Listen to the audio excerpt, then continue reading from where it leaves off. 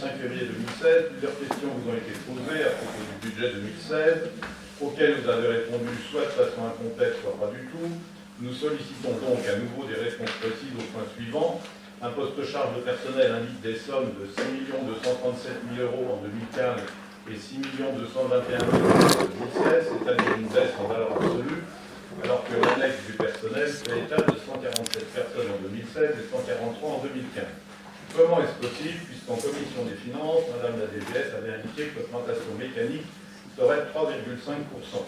L'an qui croit. Les chiffres que vous indiquez sont relatifs respectivement au budget 2015 et au budget 2016.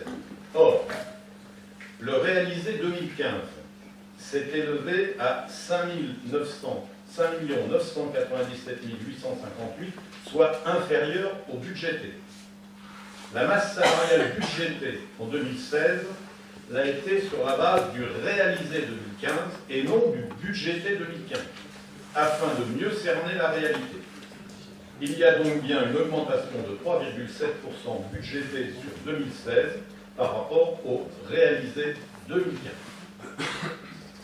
Deuxième point. Au niveau des recettes d'investissement, à quoi correspondent les 900 000 € prévus à la ligne 1348 en page 22.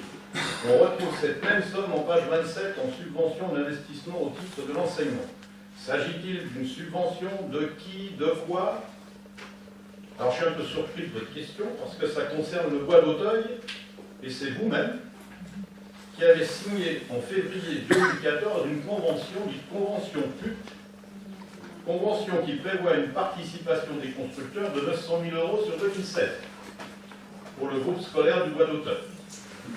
C'est pour cela qu'on la retrouve en page 27 du budget primitif 2016 en subvention d'investissement au titre de l'enseignement. Cette participation est versée selon un échéancier prévu dans la convention. Troisième point. En page 30, le coût de la communication ressort à près de 200 000 €, dont 135 000 en salaire.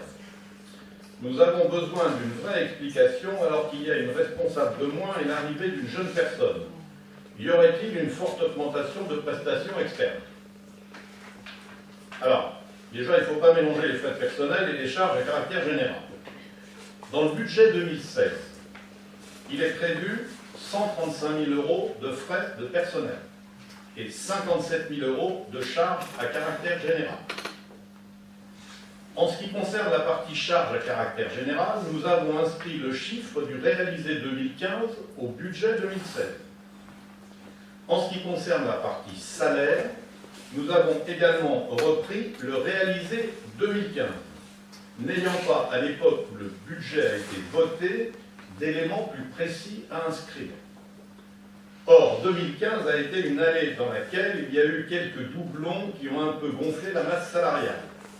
Donc, s'il n'y a pas de changement imprévu dans le service communication, le réalisé 2016 sera donc inférieur à ce qui a été budgété.